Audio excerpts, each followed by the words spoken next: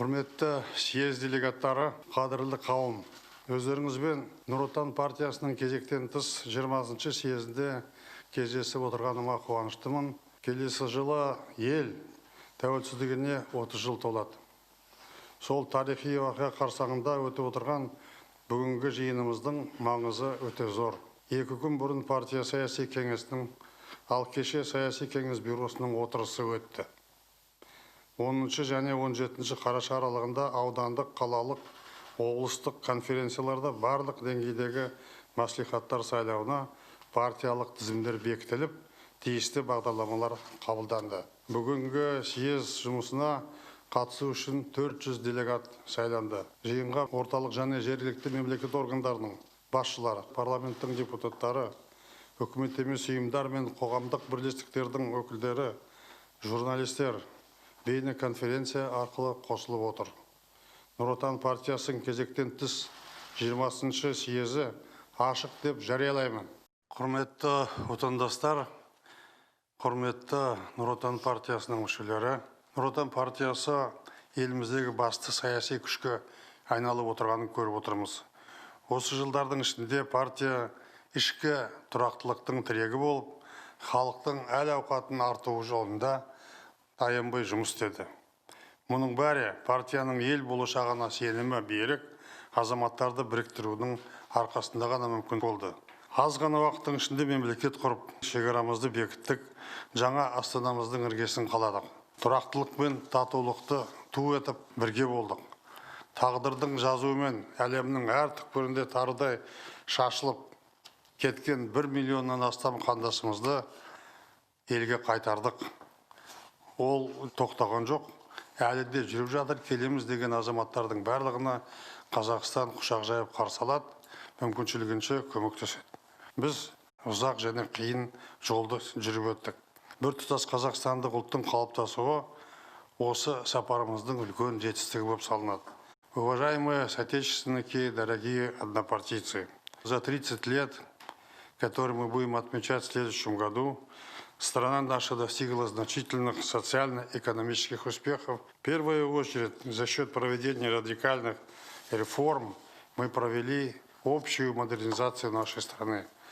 В экономике была проведена базовая индустриализация. Уровень бедности в стране за 20 лет последних снизился 11 раз. Сегодня мы достигли 4% ниже уровня бедности, это соответствует даже развитым странам. Безработица снизилась в 2,8 раза. Рыночные реформы, индустриализация, приток иностранных инвестиций стали двигателями роста производительности, обеспечили рост в разы, повысили занятость, сократили социальное расслоение общества. Мы создали уникальный стандарт национального единства, превратив этническое наше многообразие в преимущество Казахстана. Нашей финансовой подушкой стал национальный фонд, созданный в период высоких темпов экономического роста. Мы многократно увеличили свой транзитный потенциал. Мы построили и реконструировали 12 тысяч автомобильных дорог, 2500 железных дорог. Мы обновили социальную инфраструктуру, построив 1400 новых больниц, поликлиник, 1800 школ, 900 детских садов. Казахстан привлек 360 миллиардов прямых иностранных инвестиций долларов. В рамках принятой стратегии «Казахстан 2050» мы целенаправленно двигаемся к стандартам развития ОЭСР.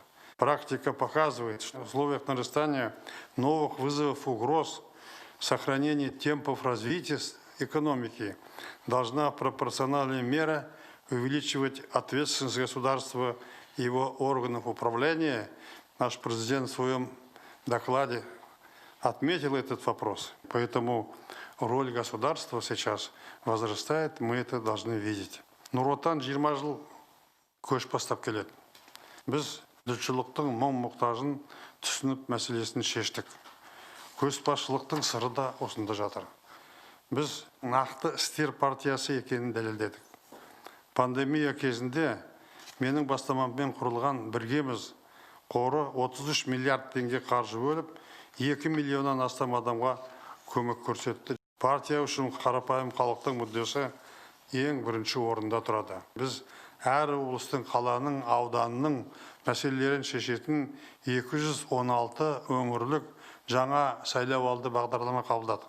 Мұндай еш уақытта болған жоқ. Мәслихаттарға үміткерлеріміз бүкіл ел бойынша халықпен кездесулер өткізіп, оларды қоғам талқысына салды. Еліміздің ең ірі жастар ұйымы Жас отанның бастамасымен партия төңірегінде белсенді жастар топтасты. Пандемия кезінде Жас отан 5 мыңнан астам еріктіні жұмылдыру арқылы өзінің көшбасшы екенін дәлелдеді. Үлкендердің батасын алдыңдар, сол сендерді бақытқа жеткізеді. Осы жолдан таймау керек. Биыл 2025 жылға дейін жастар отанға бағдарламасының жобасы әзірленді. Ол Жас отан съезінде қабылданатын болады. Дорогие друзья, наша партия крупнейшая политическая сила с управленческим опытом, серьезными кадровыми ресурсами во всех регионах. По качественному составу Нур Отан является проекцией Казахстана. Поэтому мы твердо намерены дальше работать на процветание нашего народа Казахстана. В этом наша партия всегда руководствовалась и далее будет следовать 3 базовым принципам. Первый принцип – ответственность. Мы партия реальных дел, а значит ответственная политическая сила. В трудную минуту Нур Отан всегда был с народом. Сегодня партия ассоциируется с реальной властью в стране. Это налагает на нас огромную ответственность, и мы это осознаем. Быть кандидатом от партии Нур Отан, стать частью партийного списка, значит разделить ответственность за государство сегодня и за будущее. Второй принцип – командное единство. Членство в партии – это не привилегия, обязанность перед обществом ежедневно работать на благо Родины. Третий принцип – следование общим идеалам и целям. Партия является отражением всего многообразия нашей страны, разных взглядов и мнений. На всех этапах развития страны Нур Отан выступал за широкий диалог с гражданами по самым актуальным проблемам. В результате политическая повестка партии всегда оставалась объединяющей основой для общества, близкой и понятной всем казахстанцам. Озвученная сегодня президентом нашим программа партии Нур Отан – это амбициозная, в то же время просчитанные цели и ориентиры, подкрепленные финансовыми и человеческими ресурсами. Программа является логическим продолжением нашего курса реформ. Я всегда ставил ясные цели и говорил, что для их достижения нужно упорно много работать, преодолевая трудности. Я эту программу, предложенную президентом, поддерживаю, и наша общая задача – сплотиться вокруг этого и работать вместе. Надо верить в свои силы, любить Родину, делать все возможное для ее прогресса.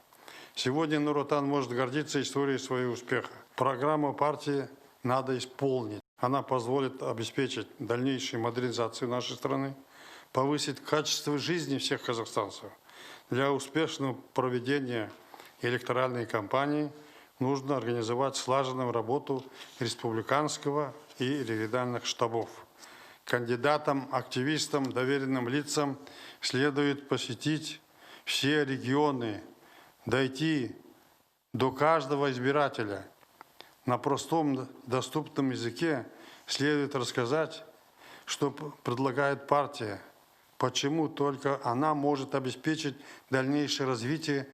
В качестве руководителя республиканского предвыборного штаба предлагаю моего заместителя по партии Байбека Бауыржана. Ему необходимо определить персональный состав членов штаба, организовать электоральную кампанию. Құрметті Нұр Отан партиясының мүшелері, президент Қасым-Жомарт Кемелұлы Тоқаев сайлауалды бағдарламаның негізгі бағыттарына тоқталды. Біз оны толық жүзеге асыруымыз керек.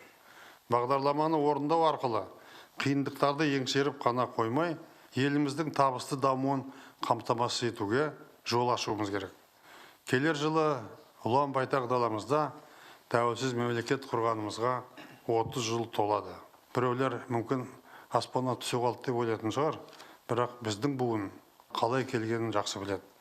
Қилы замандардағы ұлт-азаттық күрестер, қыршын кеткен боздақтарымыз, әрбір тамшы қаны, соның бәрі осы күндерді жақындатты. Өткен ғасырда біздің халқымыз 9 түрлі алапат қасіретті бастан кешірген екен. екі дүниежүзілік соғыс, екі зұлмат ашаршылық, ұлт-азаттық қозғалыстар, қуғын-сүргін жылдары, тағдырдың тезінен, тамұқтың өзінен өтіп, мың өліп, мың тірілген тәуелсіздіктің тәтті дәмін сезінген халқымыздың енді не істесе де жолдасы сабыр мен ақыл ғана болуы керек. Халқымызда жол азабын жүрген білет деген ұлағатты сөз бар. Мемлекеттің шекарасын шегендеп, оны басқару тетіктерін қалыптастыру, елдің рухын, әл-ауқатын арттыру, егемендікті баянды ету оңайға соққан жоқ. Аға буынның табандылығы, халқымыздың шыдамдылығы, сенімі және елдің бірлігі арқасында осы күнге жеттік. Сол бірлікті сақтамасақ, біз тәуелсіздікті сақтай алмаймыз. Мұның бәрін бағалай білмесек, елдігімізге сын. Тәуелсіз Қазақстанның іргетасын қалаған, оны 30 жыл басқарған адам ретінде айтарым, мен үшін еліміздің еңселі ертегінен артық арман да, құндылық та жоқ. Кезінде бұл партияны елді біріктірсін, халық пен биліктің арасында дәнекер болсын деп құрдық. Алға қойған міндеттерді іске асыру саяси мақсат емес, жарқын болашақтың қамы. Ел тағдыры артылған нардың жүгін Нұр Отан ғана көтере алады. Олай болса, бір кісідей білек сыбанып, аянбай жұмыс істейік.